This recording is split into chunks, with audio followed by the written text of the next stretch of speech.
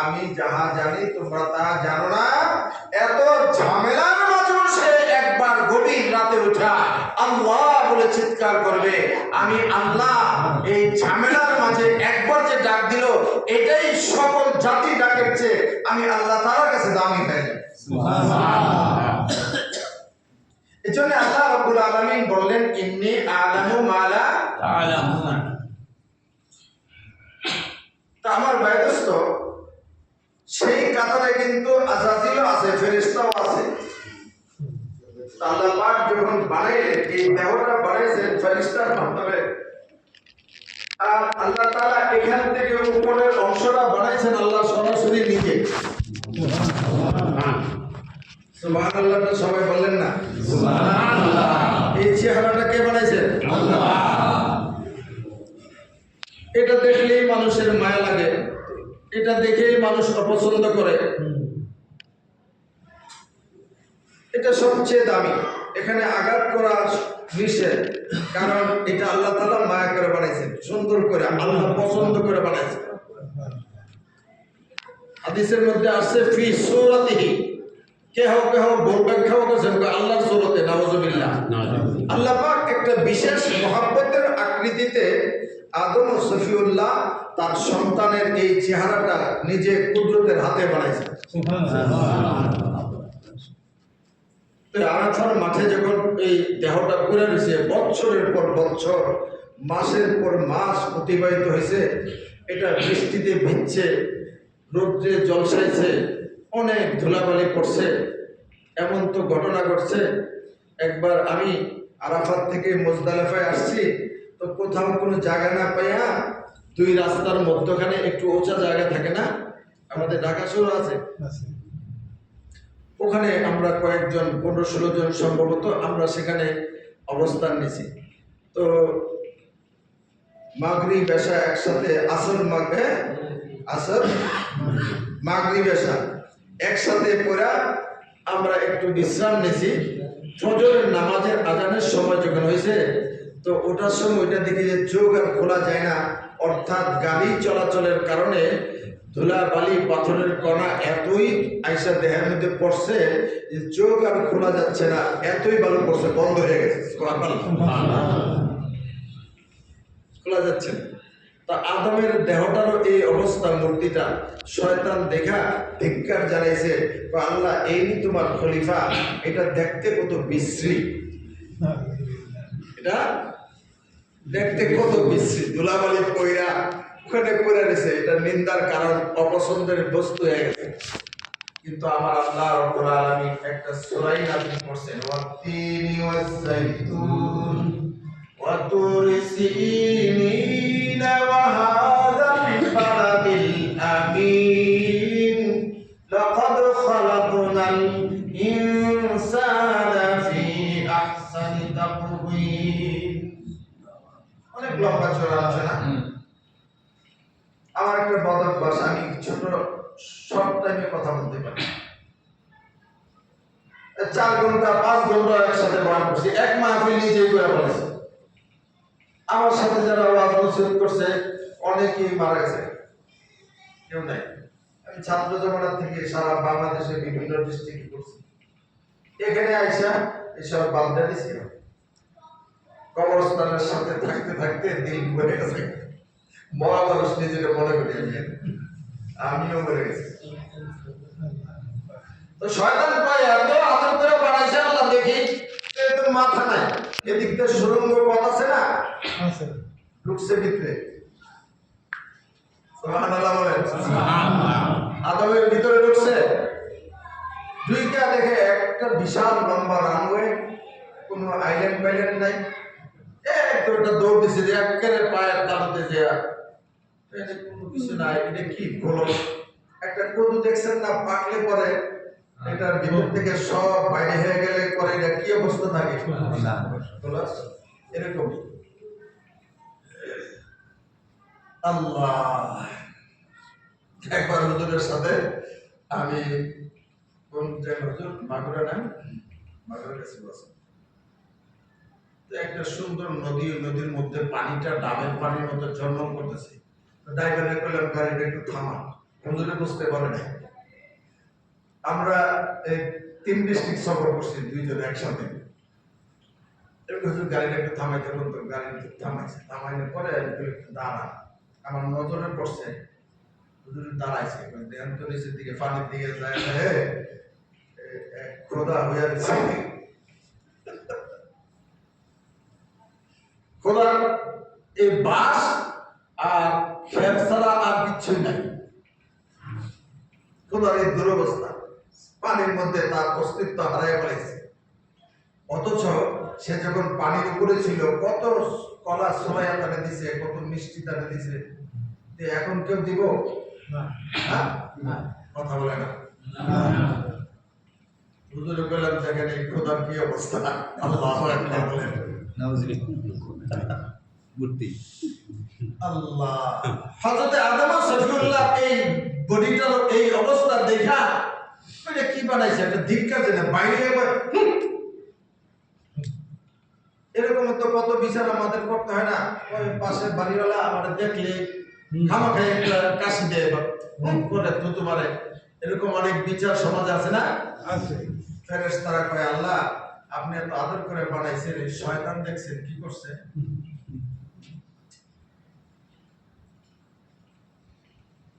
আমার রব্বুল আলামিন বলেন, ফেরেশতা আমি এখনো আমার বন্ধুরে সাজাই নাই, আমার আদমের ভিতরটা আমি এখনো অলংকৃত করি নাই। সুবহানাল্লাহ। যার ভিতরে একটা ঘর বানায়া দে, যেই ঘরের কোনো দরজা নাই, জানালা নাই। সুবহানাল্লাহ বলবেন। সুবহানাল্লাহ। এবার আল্লাহ রাব্বুল আলামিন বললেন, হে ফেরেশতা আযাজিলকে ঢুকতে বলো। ভিতরে ঢুকা দেখে আগের মতো অবস্থা নাই, একটু পরিবর্তন, একটু বাধা গেছে। এতে ঢুকে এনে দেখা যায় পোশাকটা কিছু টিলার মতো দেওয়া যায়। একবারে খাইমা ঘুরা ঘুরা আবার একটা রান্নাতে রান দিছে, একদম লাস্টে যে আবার ফিরাইছে যখন, আল্লাহ ফেরেশতা একটু জিজ্ঞাসা করতো এই শয়তান রে, এটা ভিতরে গেছিল যে এবার কি দেখছে, কোনো ব্যতিক্রম আছে কিনা? হ্যাঁ ব্যতিক্রম আছে, একটা ঘর দেখছি, এখানে কোনো ঘর আছে, দরজা নাই, জানালা নাই, কি বলেন আছে? না, দরজাও নাই, জানালাও নাই, এমন ঘর আমরা বানাই না। শয়তান আযাজিল বের হয়ে বলতেছে, হ্যাঁ একটা ঘর দেখে আসছি, যে ঘরের দরজাও নাই, জানালাও নাই। আল্লাহ পাক বলেন, আমি আল্লাহ রাব্বুল আলামিন আমার বান্দা আদমকে সকল সৃষ্টির সেরা বানায় দিয়েছি, তার ভিতরে আমি আল্লাহ অবস্থান করার জন্য নিজে একটা ঘর বানাইছি। সুবহানাল্লাহ বলেন। এমন একটা ঘর সব মানুষের সাথে আছে। হ্যাঁ কি বলেন? আছে। আপনার ঘরে নাই? আছে।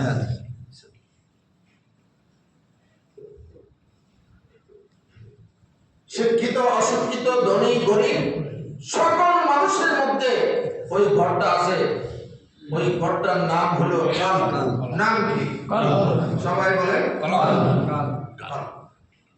সেখানে বিরাজ করে আমার মহান রব্বুল আলামিন। আপনি যখন আল্লাহ আল্লাহ জিকির করতে থাকবেন, লা ইলাহা ইল্লাল্লাহ জিকির করতে থাকবেন, তো আপনি অনুভব করবেন আপনি এখানে আপনার এই জায়গায় পাঁচজনের দোয়া করে দিচ্ছে, এখানেও কেউ আল্লাহ আল্লাহ করতেছে। হ্যাঁ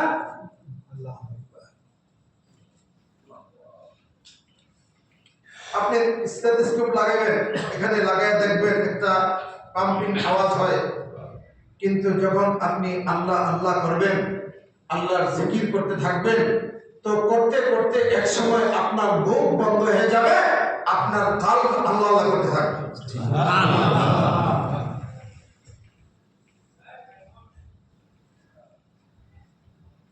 আমি একদিন বয়ানে বলছিলাম যে কাল্বের নাম হলো কাল্ব। কেন?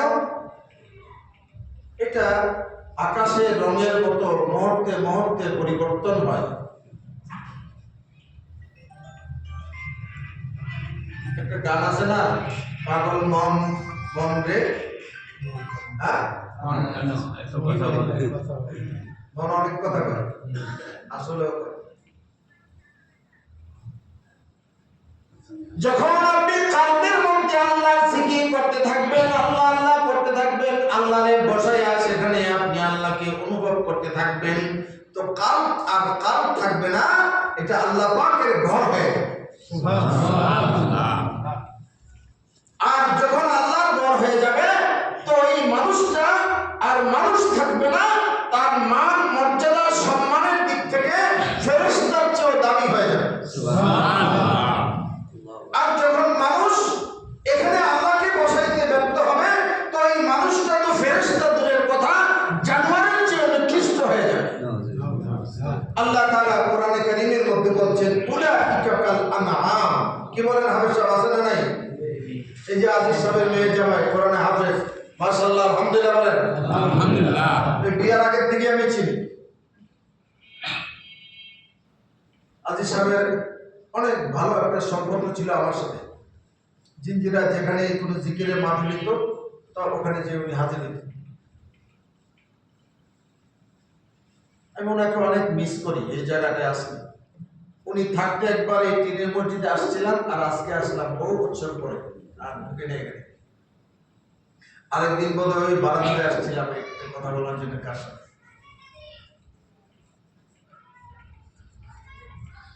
আমার বায়ুস্ত মানুষ যখন এখানে আল্লাহকে বসায় আর এখানে আল্লাহ জিকির অনুভব করে, জিকির করে, কালবি জিকির করে, তখন ওই মানুষটা মানুষ থাকে না, ফেরেশতাও থাকে না, মানুষের চেয়েও দামি, ফেরেশতার চেয়েও দামি। সুবহানাল্লাহ বলেন। তখন সে আল্লাহ পাকের গোলাম থাকে না, আল্লাহর বন্ধু হয়ে যায়। কি হয়ে যায়? আল্লাহ বানাইছেন গোলাম, কিন্তু যখন সে আল্লাহর হুকুম মানতে থাকে, আল্লাহর জিকির করতে থাকে, তো আল্লাহর জিকিরের মাধ্যমে ওই মানুষটা আর গোলাম থাকে না, ওই মানুষটা মানুষও থাকে না, ওই মানুষটা ফেরেশতাও হয় না, ওই মানুষটা ফেরেশতার চেয়ে দামি, আল্লাহ পাকের বন্ধু হয়ে যায়। সুবহানাল্লাহ। আল্লাহ কোরআনে কারীমের মধ্যে বলছেন, আলা ইন্না আউলিয়া আল্লাহি লা খাউফুন আলাইহিম ওয়া লা হুম ইয়াহজানুন।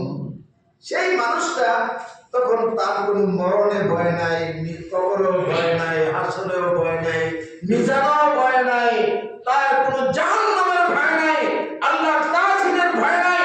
সে দুনিয়া কবর গেলেই তো হাসি শুরু হবে। ওই মানুষটা তো দুনিয়াতে কিছুদিন কষ্ট করলো, কিন্তু মরার পরে তার আনন্দ আর আনন্দ, আরাম আর আরাম। চন্দ দিন গম সাদিয়া ফির উমরে ভর মসরুরে। কিছুদিন কষ্ট করেন, এই হায়াতে জিন্দেগি আর কতদিন। আমার ভাইদোস্ত, মানুষ বানাইছেন আল্লাহ কিসের জন্য?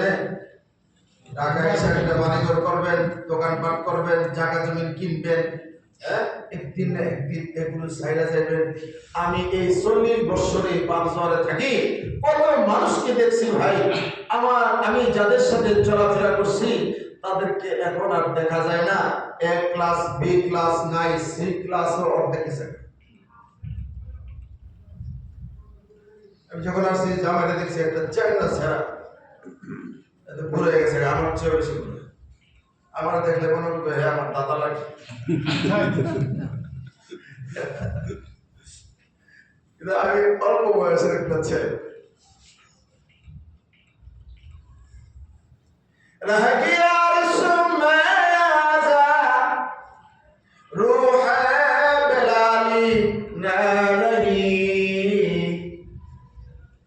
फलसफा रागिया है तलकीन गजाली ना रही। সেই ১,৫০০ বছর আগে মসজিদের আযান চালু হয়েছে, হযরত বেলাল দিয়েছেন, এখনো আছে না নাই? আছে, কিন্তু বেলাল আছে নাই।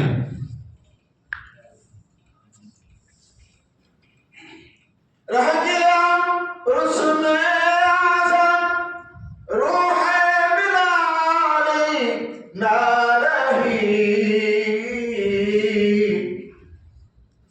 सफर हदिया है तलकीन गजाली ना रही इमाम गजाली নাই কিন্তু ফালসাফা আছে বিশাল এক বাড়ি আজি সাহেব আমরা দেখাইলো এটা আমি ছেলের দেব এটা আমি মেয়ের দেব না আরেক ভাই ছোট ভাই পিছনে ওনার আমি চিন্তা ওনার সাথে আমার ভালো খারাপ সম্পর্ক ছিল কিন্তু এই মানুষগুলো নাই আপনি আমি মনে করতেছি থাকবো কি বলেন কে কে থাকতে পারবেন না কেউ না আমার ভাই দোস্ত আমার আল্লাহ রাব্বুল আলামিন সালাম কেউ জানে না কতদিন বাঁচবে কয়দিন আর এই কষ্টের বাড়িতে আপনি ঘুমাইতে পারবেন আরামের বিছানায় আর কতদিন আপনি ঘুমাইবেন যেদিন আজরাইল আসবে আমার দোস্ত আপনার বিবি আপনার বাচ্চা আপনার ভাই অসুস্থ হয়ে মিটকুট হাসপাতালে গেলে লাশটা ফিরে আসলে ওই আরামের বিছানায় এক মুহূর্তের জন্য আপনাকে নিবে না ঠিক কি না বলে ঘরে উঠাইবে না এই জন্য আপনাকে আমাকে বোঝা দরকার এই হায়াত আল্লাহর ইবাদতের জন্য আল্লাহর জিকিরের জন্য আল্লাহর গোলামির জন্য গাছ লাগাইছেন ফলের জন্য আল্লাহ পাক তেমনি এই হায়াতটা বানাইছেন ইবাদতের জন্য ওয়া মা খালাকতুল জিন্না ওয়াল ইনসা ইল্লা লিয়াবুদুন ইবাদতের জন্য মানে ইবাদত আছে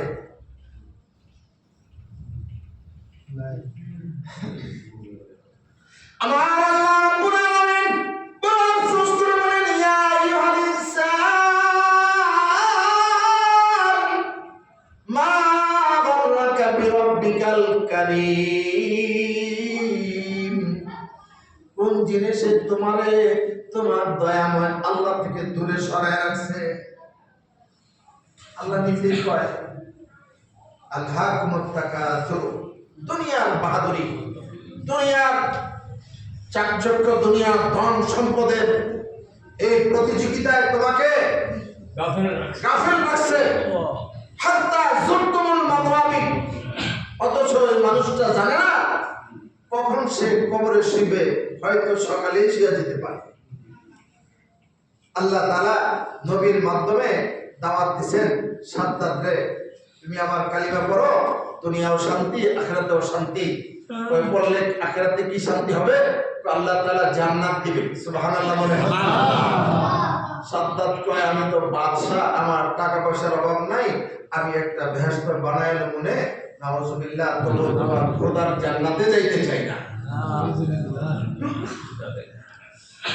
হযরত হুদ আলাইহিস সালাম কয় আচ্ছা যা কর আল্লাহ একটা মোহলত দিছে ইন্নামা নুমলি লাহুম লিয়াজদাদু ইসমান আল্লাহ বেঈমানদের সময় দিছে আর বেশি বেশি করে গুনাহ করে তার নাফরমানির বোঝাটা ভারী করার লাগা ভারী করছে বেহেশত বানান শুরু করছে লম্বা সময় বানায়া এখন সৈন্য সামন্ত লইয়া দোস্ত বন্ধু লইয়া জান্নাতের দরজায় যা দাঁড়াইছে আল্লাহ কয় সময় নাই আজরাইল তুই কইলে জলদি করে যা সুবহানাল্লাহ সুবহানাল্লাহ আচ্ছা বলেন তো একটা হাতি যদি কয় তোর একটা ফাড়া দিব তো আমার বেশি সময় লাগবে ভর্তা বানাইলে এক ফাড়া দিয়া একটা মানুষের বেশ ধরা হাতির উপরে চড়া সাদ্দাত উনি যে দাঁড়াইছে সিনাটা যখন লাগাইছে হাতির তো মাথার মগজ শুদ্ধ গলে গেছে হায় হায় কি লোক ধাক্কা খেলাম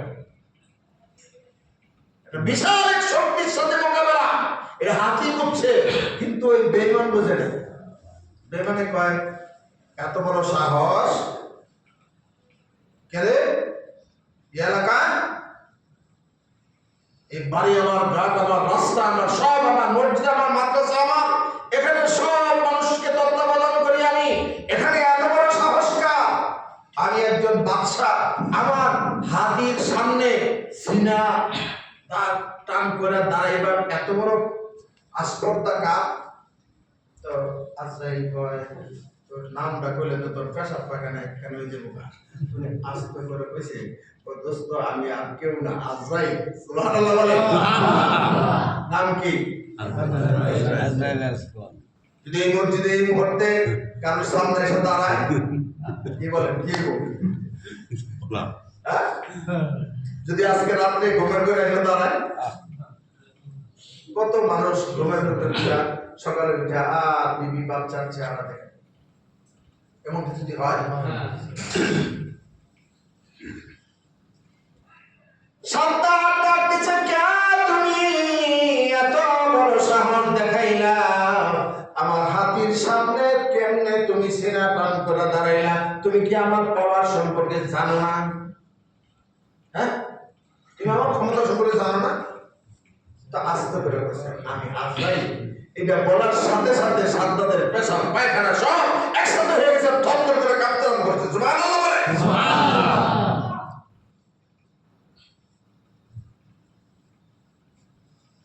হযরত সুলাইমান বয়ান করতেছিলেন এরকম একজনে কাঁপতাছে কয় কই কি সত্যি কাপড় কে লাগা কয় আমি একজনে দেখছি আমার ভয় দেখাইছে কয় তাহলে কি করা বলে আমার আপনি তখতের মধ্যে উড়াইয়া একদম সিরান একটা পাহাড়ে পাঠাই দেন কয়েছে ঠিক আছে ওর তখতের মধ্যে উঠছে হ্যাঁ জঙ্গলে নিয়ে পাঠিয়ে দিয়েছে হ্যাঁ তখতে নামছে এবার দেখে যে মাথার থেকে পা পর্যন্ত একটা লম্বা কালো পোশাক পরে তো একজন মানুষ দেখা কয় আপনার নামই হ্যাঁ সুলাইমানের দরবারে দেখছিলাম কত ভয় দিয়েছেন কে লেগা এখানে আইবার লেগা সুবহানাল্লাহ বলে আল্লাহর ওলিরা বলছেন দুচি জাত মীরা কাসাদ জোরে জোর একে আবেদানা দিগা খাকে বস মরণ যেখানে আছে সেখানে যেয়ে তুমি মরবা আর খাবার যেখানে আছে সেখানে যেয়ে তুমি খাইবা আল্লাহু আকবার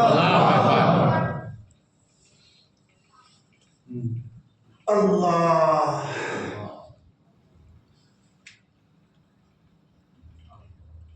এবার সন্তান বলতেছে আমি বড় কষ্ট করে জান্নাত বানাইছি আমি আখিরাতের জান্নাত বর্জন করে আমার নিজের তৈরি জান্নাতে আমি একবার ঢুকতে চাই আমার শুধু মাথাটা প্রবেশ করায়া ডান বামে একটু ঘোরায়া আমার জান্নাত দেখে আমি বাইরে হয়ে পড়মু ভাই আজরাইল আমার একটু যাইতে দাও আমার তো তোমার এটা করার ক্ষমতা নাই এটা হাইকোর্টের রায় হয়েছে এবার সুপ্রিম কোর্টে এটা আপিল করে দেখতে হইব অনুমতি পাওয়া যায় কিনা সুবহানাল্লাহ আজরাইল উপরের দিকে মাথাটা উঠাইব আল্লাহ কয় আজরাইল আমি তো তোরে বানাইছি কোনো মায়া দয়া দেই নাই তোর আবার দয়া যাক লোকের থেকে রে